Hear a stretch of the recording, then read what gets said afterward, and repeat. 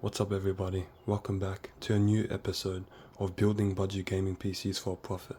Today is episode 2, so let's get right into it.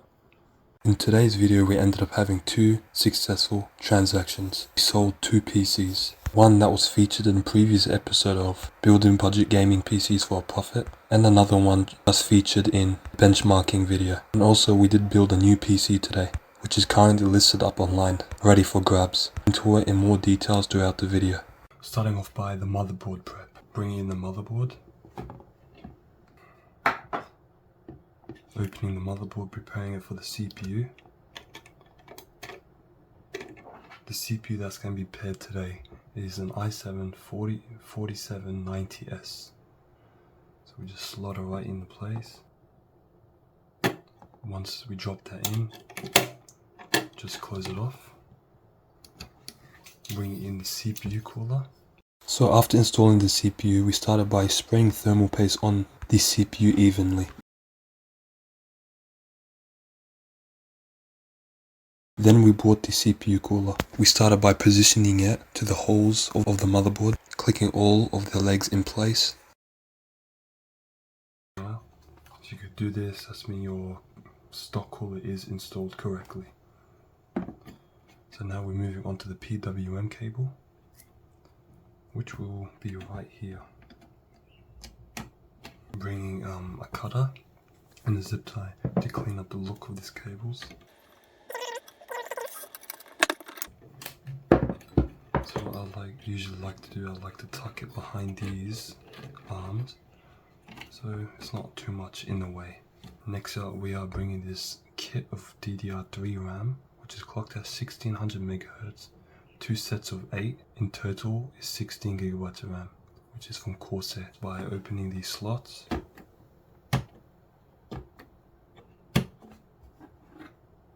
watching the lines, making sure that gap matches with this, putting that in, even pressure on both ends. Once you hear those clicks, then you know it's in place. Same with the other one.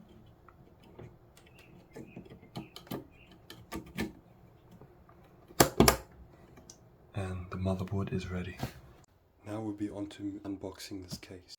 As you can see, we flipped it on the opposite side where we opened the box, and pretty much was struggling a little bit. I don't know why, but it took a while to come out the box, but we eventually did it.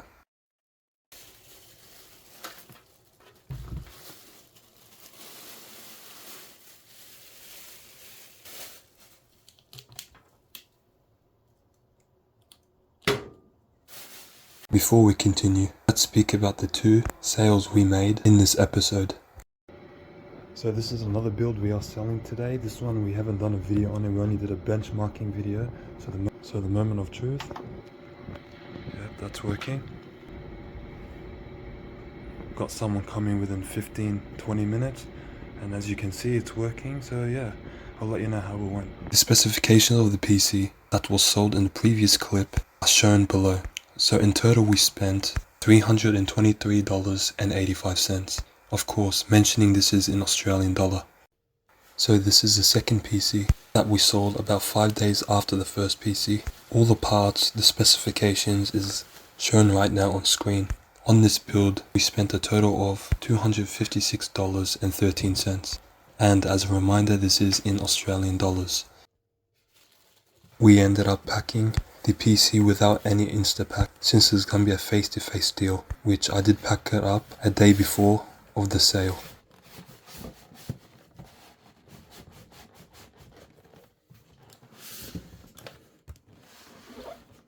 Now getting back to the video.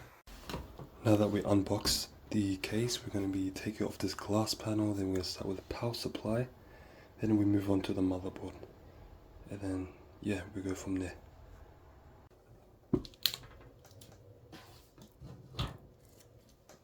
Now moving on to the back panel, we unscrew the 2 screws that attaches the back panel to the case, then gently removing it. Now that the case is ready to go, we're going to start installing the motherboard first, and then we're going to go on the power supply. By bringing the case in, first and foremost, before we put the motherboard in, we placed the I/O shield in the I/O shield location and installed it. Now we flip the case on its back so we can remove the Ziploc bag that's tied onto the cables so it avoids complications and removal later on. Bringing in the motherboard, gently placing it, aligning it with the screw holes. The motherboard is attached by 6 screws that holds the motherboard in place. After doing so, the motherboard is ready. Moving on to the next step.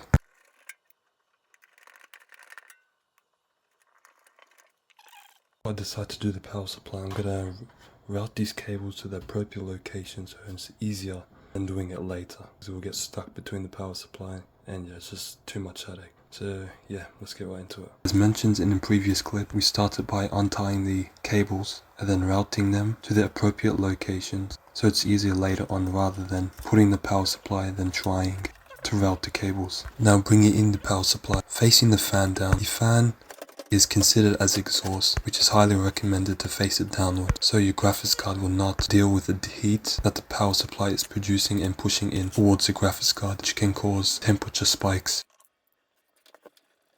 Now that we've completed the power supply assembly, we're just going to open this SSD on camera.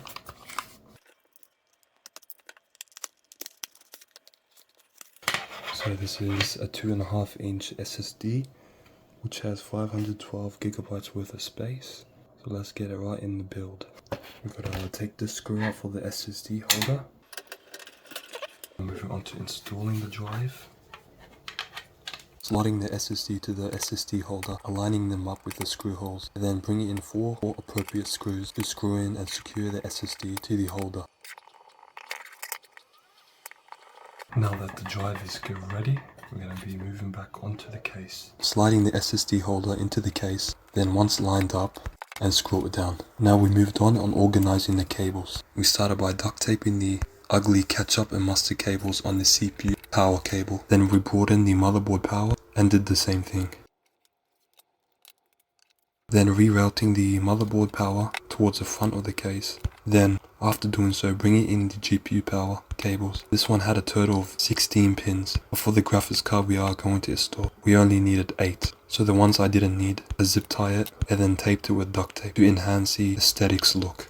Then we routed the GPU cable to the front of the case, then got a SATA data cable, connected it to the drive and routed it to the front of the case. Then we moved towards the front of the case to secure the SATA data cable to the motherboard, including the motherboard power, the front panel connectors, which consist of power button, the USB 3 and the USB 2.0 connectors. Unscrewing the GPU location so we can break off 2 slots to fit our graphics card inside the case.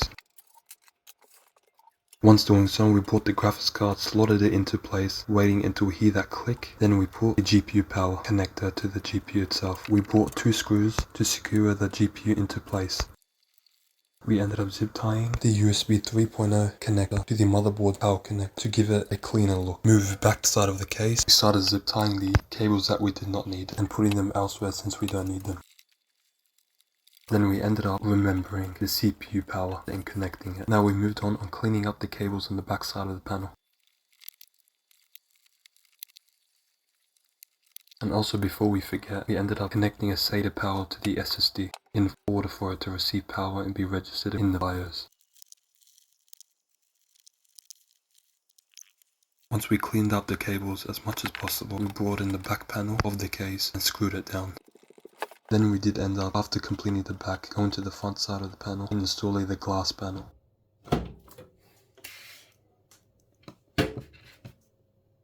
Now that we completed the build, the question that will arise: how much did this build cost? As you can see on screen, this is all the specifications of all the parts we included in this build, including the cost of all the parts, came into a total of $263.26.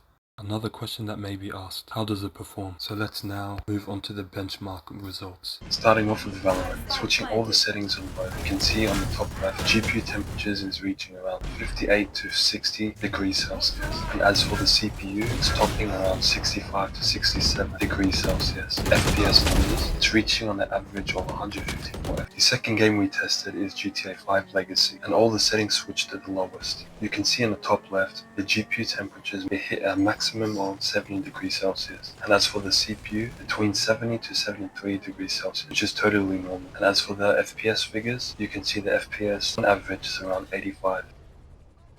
Moving on to the third game we tested on this PC. Same as the two previous games, we put all the settings on the lowest, and you can see on the top left, the GPU temperatures is between 67 to 69 degrees Celsius, and as for the CPU, about 70 to 75 degrees Celsius, and the average FPS is about 55 to 60. Moving on to one popular esports title, which is Fortnite. As you can see in the top left, the GPU's temperature did not exceed more than 75 or 76 degrees Celsius, and as for the CPU temperature, a maximum of 83 degrees, which is still totally normal, and an average of FPS about 104.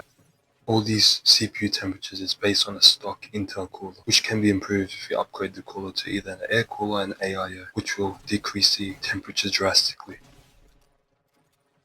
And finally, for the final game for today is Delta Force. This game recently has released on the Steam store. I did saw it pop up, I'm like, might as well retest this on this computer. Since it's a new game, it won't be perfect, but based on the benchmarks we received, the GPU temperatures stayed around 75 to 78 degrees, and for the CPU, a maximum of 68 degrees Celsius. And as for the FPS figures, on average, about 40 to 50 FPS, depending on the location. And that would be the end of today's episode. If you did like this, please consider liking, subscribing, comment down below what you think, what you believe, or any thoughts you have, any ideas you have. Please leave it down below and I'll be reading every single comment. Have a great day, guys. Peace out.